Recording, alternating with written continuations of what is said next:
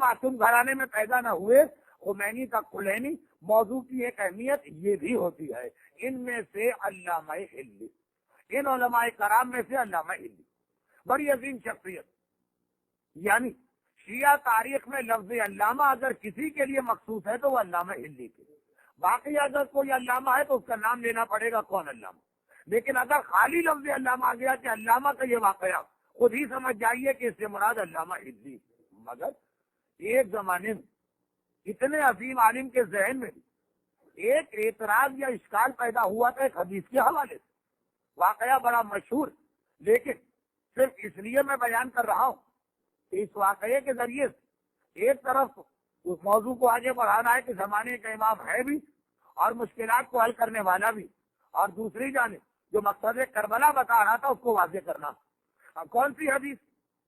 ایک حدیث یہ کہ اگر کوئی شخص کربلا کی زیارت کو جاتا تو ہر قدم پر اسے 90 ایسے حجوں کا ثواب ملتا ہے جو اللہ قبول کر چکا۔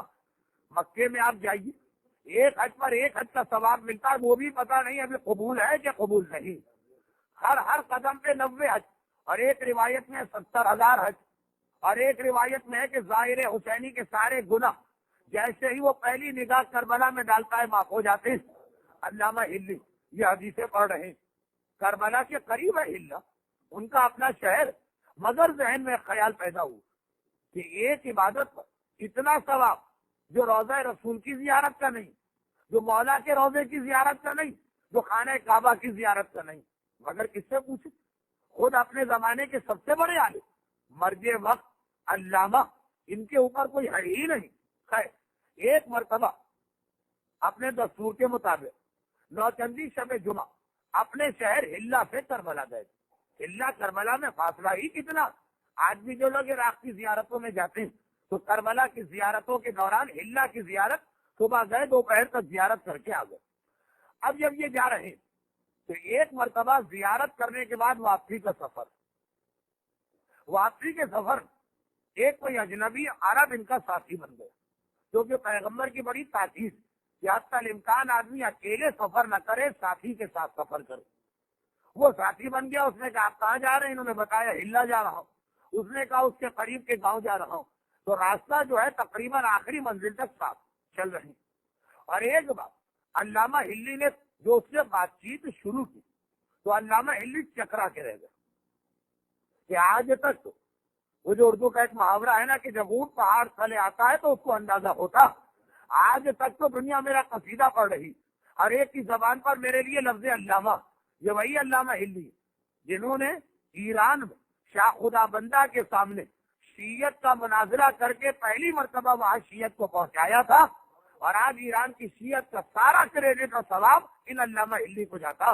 تو بڑے عظیم عالم، اتنا عظیم، لیکن اس کے سامنے تو ایسا لگ رہا کہ جیسے میں کچھ بھی نہیں جانتا ہوں، ایک کے جی یا کنڈر گارڈن کا طالب علم ہوں۔ اتنا علم، اگر اس کا اتنا علم تو آج تک یہ کہاں چھپا ہوا تھا؟ آج تک اس کا نہ کوئی علمی کارنامہ سامنے آیا، نہ کوئی بحث و مباحثہ۔ بہت حیران۔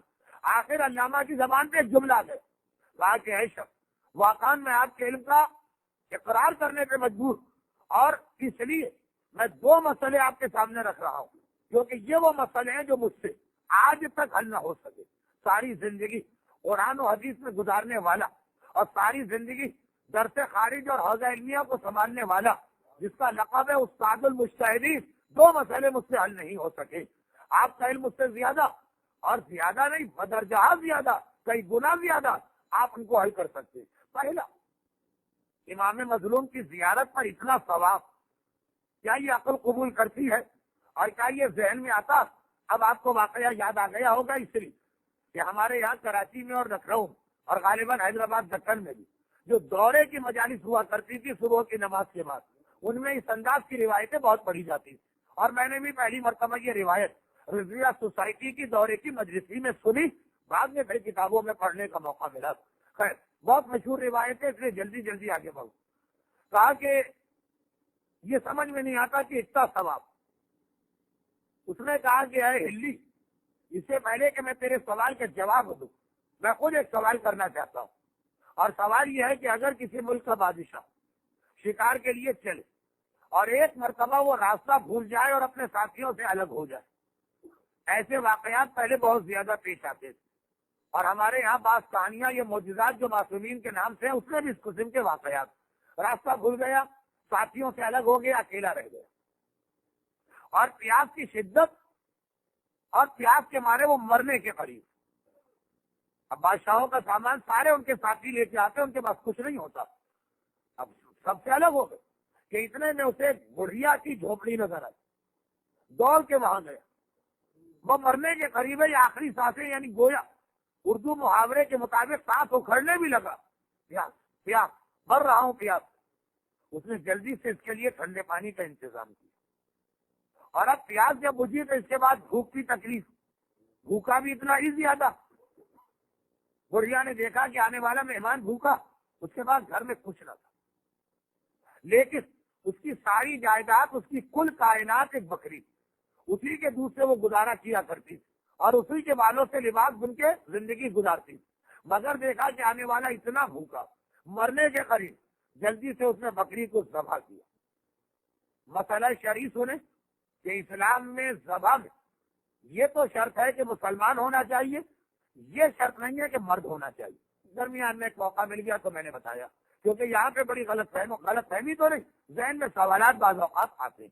اور یہی مسئلہ بعین ہی بچوں کے ختنے کے حوالے سے بھی، یہ ٹورنٹو کے 10 دن کے اندر جو بہت مسئلے پوچھے گئے، ان کو جہاں مجھے موقع ملتا جائے گا فٹ کر کے آگے بڑھتا جاؤں گا. مسائل کی مجلس بھی نہیں بنے گی، ایک آدھ جملے کے اندر بات آگے بھی بڑھے گی. تو اب اس نے جلدی سے بکری ذبح کی، جلدی اس کا گوشت، کباب وغیرہ تیار کیے، باربیکیو کا جو بھی سسٹم، اور اس کے بعد بادشاہ کو کھلا دیا. بادشاہ کا پیٹ بھرا، اور اس نے حیران ہو کر پوچھا کہ تو اکیلی اس جگہ زندگی کیسے گزار رہی، ساری کیفیت بتائی. وہ بھی ایک مرتبہ حیرت زدہ رہ گئے کہ میری خاطر تو نے اپنی ساری زندگی کو ضائع کر دیا، جو تیرا سارا اثاثہ، جو سارا کیپٹل، جس کے ذریعے تیری ساری زندگی گزر رہی. کہا کہ کیا کروں، ایک انسانی جان کا مسئلہ. اسے یہ بھی نہیں پتا کہ بادشاہ اتنی دیر میں بادشاہ کے ساتھی ڈھونڈتے ہوئے آ گئے. اب اسے پتا چلا. بادشاہ نے جاتے جاتے کہا کہ اگر کبھی آ جاؤ، کبھی میرے محل آنا، تو میں مجھ سے ضرور ملاقات کرنا. اے ہلی دورے کی مجلسوں کی مجلس ہے. آج ٹورنٹو کے حسینیہ کے اس بڑے امام بارگاہ میں اس کو بیان کیا جا رہا، تاکہ اس کے آخری جملے کے حوالے سے مقصد حسین کو اور واضح کیا جائے. اب کچھ مہینوں کے بعد یہ خاتون، یہ ضعیفہ بادشاہ کے محل میں گئی، اور بادشاہ نے دیکھا، کھڑے ہو کے استقبال کیا. پرانا زمانہ تھا، خون سفید نہیں ہوئے تھے، محسنوں کا احسان مانا جاتا تھا.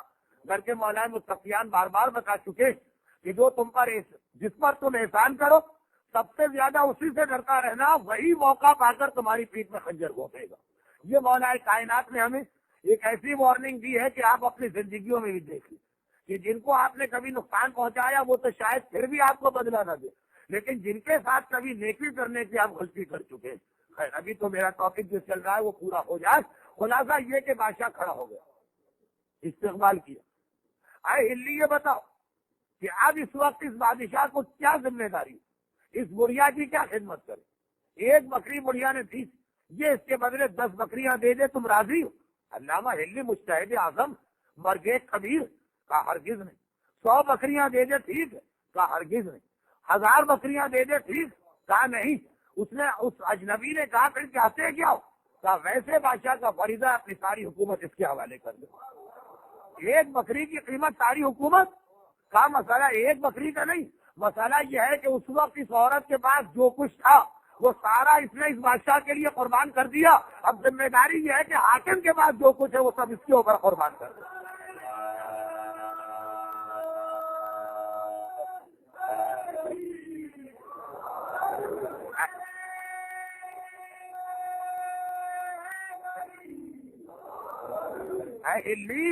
مسئلہ خالی یہ نہیں ہے کہ حسین کی زیارت پہ اتنا ثواب کیوں مل رہا ہے. حسین کے پاس جو کچھ تھا حسین نے سب کچھ خدا کے نام پہ قربان کر دیا. اب خدا کی ذمہ داری ہے کہ اپنی ساری خدائی حسین کے حوالے کر دے.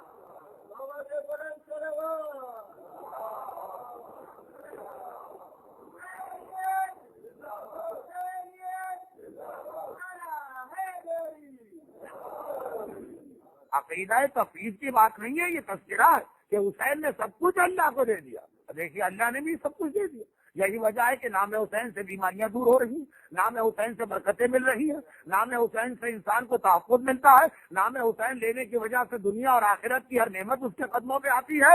حسین کے نام سے یہ کائنات کی برکتی اور نعمتوں کا خزانہ چل رہا ہے۔ علامہ سے کہا تیرا دوسرا سوال کیا؟ یہ میرے ٹاپک سے ریلیٹڈ نہیں، مگر چونکہ پورا واقعہ بیان ہو گیا تو اس کو بھی سن لیجیے۔ علامہ نے کہا میرا دوسرا سوال یہ کہ میں بڑا کنفیوز کہ کیا غیبت امام کے زمانے میں کوئی آدمی زمانے کے امام کی زیارت کر سکتا؟